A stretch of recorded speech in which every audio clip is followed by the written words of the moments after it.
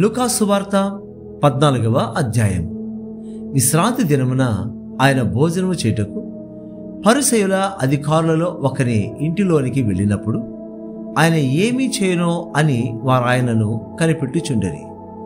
అప్పుడు జలోదర రోగము గల ఒకడు ఆయన ఎదుట ఉండెను. యేసు విశ్రాంతి దినమున స్వస్థపరచుట న్యాయమా కాదా అని ధర్మశాస్త్రోపదేశకులను పరిసయ్యులను అడుగగా వారు ఊరకుండిరి. అప్పుడైన వారిని చేరదీసి స్వస్థపరిచి పంపివేసి, మీలో ఎవని గాడిదైనను ఎద్దైనను గొంటలో పడిన ఎడల విశ్రాంతి దినమున దానిని పైకి తీయడా అని వారిని అడిగాను. ఈ మాటలకు వారు ఉత్తరము చెప్పలేకపోయారు. పిలువబడిన వారు భోజన పంక్తిని అగ్రపీఠమును ఏర్పరచుకొనుట చూచి ఆయన వారితో ఈ ఉపమానము చెప్పాను. నిన్నెవరైనాను పెండ్లి విందుకు పిలిచినప్పుడు అగ్రపీఠం మీద కూర్చుండవద్దు. ఒకవేళ నీకంటే ఘనుడు అతని చేత పిలువబడగా నిన్నును అతనిని పిలిచినవాడు వచ్చి ఇతనికి చోటిమ్మని నీతో చెప్పును. అప్పుడు నీవు సిగ్గుపడి కడపటి చోటున కూర్చుండ సాగుదు. అయితే నీవు పిలువబడినప్పుడు నిన్ను పిలిచినవాడు వచ్చి, స్నేహితుడా పై చోటికి పొమ్మని నీతో చెప్పులాగన నీవు పోయి కడపటి చోటున కూర్చుండము. అప్పుడు నీతో కూడా కూర్చుండు వారి అందరి ఎదుట నీకు ఘనత కలుగును. తను తాను హెచ్చించుకొని ప్రతి వాడును తగ్గింపబడును, తను తాను తగ్గించుకొని వాడు హెచ్చింపబడునని చెప్పాను. మరియు ఆయన తను పిలిచిన వారితో ఇట్లా నేను, నీవు పగటి విందైనను రాత్రి విందైనను చేయనప్పుడు నీ స్నేహితులనైనను నీ సహోదరులనైనను నీ బంధువులనైనను ధనవంతులకు నువ్వు పొరుగువారినైనను పిలువవద్దు. వారు ఒకవేళ నిన్ను మరలా పిలుతురు గనుక నీకు ప్రత్యుపకారము కలుగును. అయితే నీవు విందు చేయనప్పుడు బీదలను, అంగహీనులను, కుంటివాండ్రను, గ్రుడ్డివాండ్రను పిలువము. నీకు ప్రత్యుపకారము చేయుటకు వారికేమీ లేదు గనుక నీవు ధన్యుడవగదువు. నీతిమంతుల పునరుత్థానమందు నీవు ప్రత్యుపకారము పొందుదువని చెప్పాను. ఆయనతో కూడా భోజన పంక్తిని కూర్చుండిన వారిలో ఒకడు ఈ మాటలు విని, దేవుని రాజ్యములో భోజనము చేయవాడు ధన్యుడని ఆయనతో చెప్పగా ఆయన అతనితో నిట్లా నేనను, ఒక మనుష్యుడు గొప్ప విందు చేయించి అనేకులను పిలిచాను. విందు కాలమందు అతడు, ఇప్పుడు సిద్ధమై ఉన్నది, రండని పిలువబడిన వారితో చెప్పుటకు తన దాసుని పంపారు. అయితే వారందరూ ఏక మనస్సుతో నెపములు చెప్పసాగిరి. మొదటివాడు, నేనొక పొలము కొని ఉన్నాను, అవశ్యముగా వెళ్ళి దాన్ని చూడవలెను, నన్ను క్షమింపవలెనని నిన్ను వేడుకొనుచున్నాను నేను. మరి ఒకడు, నేను 5 జతల ఎడ్లను కొని ఉన్నాను, వాటిని పరీక్షింప వెళ్ళుచున్నాను, నన్ను క్షమింపవలెనని వేడుకొనుచున్నాను నేను. మరి ఒకడు, నేను ఒక స్త్రీని వివాహము చేసి కొన్నాను, అందుచేత నేను రాలేనెను. అప్పుడు ఆ దాసుడు తిరిగి వచ్చి ఈ మాటలు తన యజమానునికి తెలియజేయగా ఆ ఇంటి యజమానుడు కోపపడి, నువ్వు త్వరగా పట్టణపు వీధులలోనికిని సందులలోనికి వెళ్ళి బీదలను, అంగహీనులను, కుంటివారిని, గ్రుడ్డివారిని ఇక్కడికి తోడుకొని రమ్మని ఆ దాసునితో చెప్పాను. అంతటా దాసుడు, ప్రభువా, నీవు ఆజ్ఞాపించినట్టు చేసి తిని గాని ఇంకను చోటున్నదని చెప్పాను. అందుకు యజమానుడు, నా ఇల్లు నిండునట్లు నీవు రాజ్య మార్గములలోనికి కంచెలలోనికి వెళ్ళి లోపలికి వచ్చుటకు అక్కడి వారిని బలవంతము చేయము. ఏలయనగా పిలువబడిన ఆ మనుష్యులలో ఒకడును నా విందు రుచి చూడడని మీతో చెప్పుచున్నాను నేను. బహుజన సమూహములు ఆయనతో కూడా వెళ్ళుచున్నప్పుడు ఆయన వారి తట్టు తిరిగి, ఎవడైనా నా యొద్దకు వచ్చి తన తండ్రిని, తల్లిని, భార్యను, పిల్లలను, అన్నదమ్ములను, అక్క చెల్లెండ్రను, తన ప్రాణము సహా ద్వేషింపకుంటే వాడు నా శిష్యుడు కానేరడు. మరి ఎవడైనను తన శిలువను మోసుకొని నన్ను వెంబడింపని ఎడల వాడు నా శిష్యుడు కానేరడు. మీలో ఎవడైనను ఒక గోపురము కట్టింపగోరిన ఎడల దానిని కొనసాగించుటకు కావలసినది తన యొద్ద ఉన్నదో లేదో అని కూర్చుండి తగులుబడి మొదట లెక్క చూచుకొనడా. చూచుకొనని ఎడల అతడు దాని పునాది వేసి ఒకవేళ దాన్ని సాగింపలేక పోయినందున చూచి వారందరూ ఈ మనుషుడు కట్ట మొదలుపెట్టును గాని కొనసాగింపలేకపోయేనని అతని చూచి ఎగతాళి చేయసాగుదు. మరియు ఏ రాజైనను మరొక రాజుతో యుద్ధము చేయబోనప్పుడు తన మీదకి 20,000 మందితో వచ్చువానని 10,000 మందితో ఎదిరింప శక్తి తనకు కలదో లేదో అని కూర్చుని మొదట ఆలోచింపడా? శక్తి లేని ఎడల అతడు ఇంకను దూరముగా ఉన్నప్పుడే రాయబారము పంపి సమాధానము చేసుకొని చూచును గదా. ఆ ప్రకారమే మీలో తనకు కలిగినదంతయు విడిచి పెట్టనివాడు నా శిష్యుడు కానేరడు. ఉప్పు మంచిదే గాని ఉప్పు నిస్సారమైతే దేని వల్ల దానికి సారము కలుగును? అది భూమికైనను ఎరువుకైనను పనికిరాదు కనుక దానిని బయట పారవేయుదురు. వినుడుకు చెవులు గలవాడు వినుగాక అని వారితో చెప్పాను. లూకాసు వార్త 15వ అధ్యాయము. ఒకప్పుడు సమస్తమైన సుంకరులను పాపులను ఆయన బోధ వినుటకు ఆయన దగ్గరకు వచ్చుచుండగా పరిసయ్యులను శాస్త్రులను అది చూచి ఇతడు పాపులను చేర్చుకొని వారితో కూడా భోజనం చేర్చున్నాడని చాలా సడుగుకొనిది. అందుకు ఆయన వారితో ఈ ఉపమానం చెప్పాను. మీలో ఏ మనుషుడికైనాను 100 గొర్రెలు కలిగి ఉండగా వాటిలో ఒకటి తప్పిపోయిన ఎడల అతడు 99 అడవిలో విడిచిపెట్టి తప్పిపోయినది దొరక వరకు దానిని వెదక వెళ్ళడా? అది దొరికినప్పుడు సంతోషంతో దానిని తన భుజముల మీద వేసుకొని ఇంటికి వచ్చి తన స్నేహితులను పొరుగువారిని పిలిచి, మీరు నాతో కూడా సంతోషించుడి, తప్పిపోయిన నా గొర్రె దొరికినదని వారితో చెప్పును కదా. అటువలే మారు మనసు అక్కరలేని 99 మంది నీతిమంతుల విషయమై కలుగు సంతోషము కంటే మారు మనసు పొందు ఒక్క పాపి విషయమై పరలోకమందు ఎక్కువ సంతోషము కలుగును. ఏ స్త్రీకైనను 10 వెండి నాణ్యములుండగా వాటిలో ఒక నాణ్యము పోగొట్టుకుంటే ఆమె దీపము వెలిగించి ఇల్లు ఊడ్చి అది దొరకు వరకు జాగ్రత్తగా వెదకదా?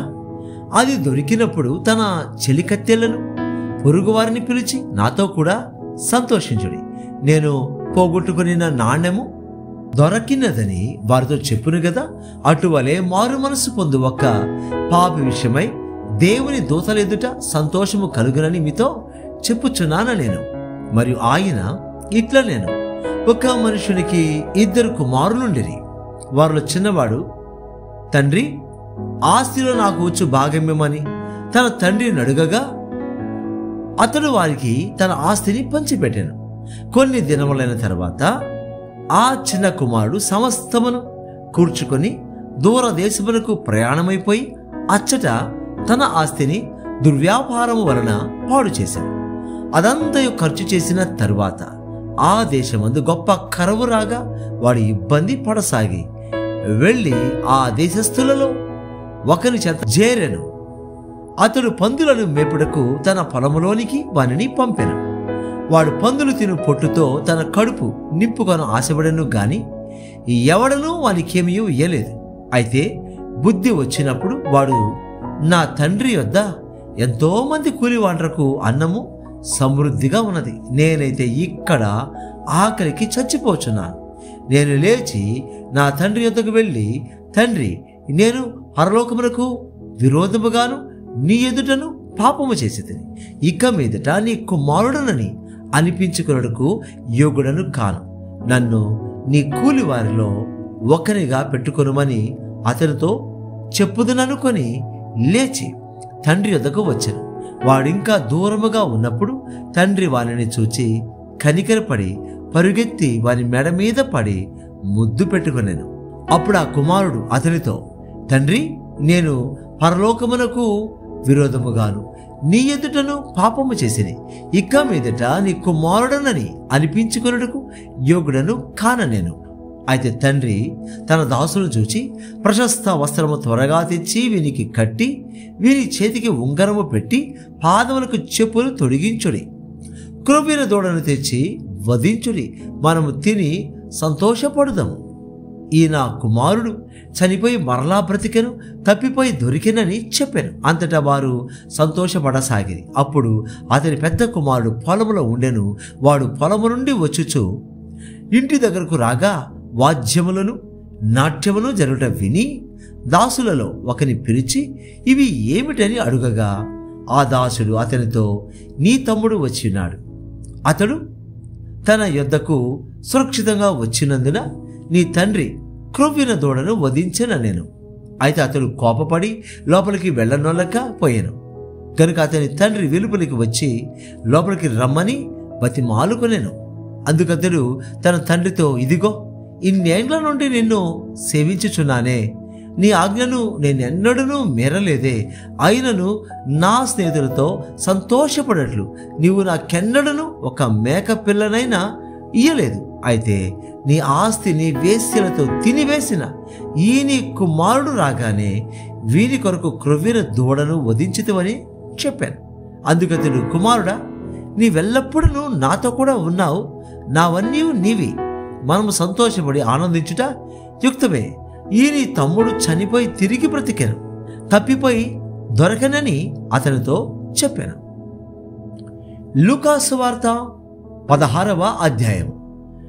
మరియు ఆయన తన శిష్యులతో ఇట్లా నేను, ఒక ధనవంతుని వద్ద ఒక గృహ నిర్వాహకుడుండెను. వాడతని ఆస్తిని పాడు చేయుచున్నాడని అతని మీద వాని మీద నేరము మోపబడగా అతడు వాని పిలిపించి, నిన్ను గురించి నేను వినుచున్న ఈ మాట ఏమిటి? నీ గృహ నిర్వాహకత్వపు లెక్క అప్పగించము, నీవు ఇక మీదట గృహ నిర్వాహకుడవై ఉండవల్ల కాదని వానితో చెప్పాను. ఆ గృహ నిర్వాహకుడు తనలో తాను, నా యజమానుడు ఈ గృహ నిర్వాహకత్వపు పనిలో నుండి నన్ను తీసివేయును గనుక నేను ఏమి చేతును? త్రవ్వలేను, భిక్షమెత్త సిగ్గుపడుచున్నాను.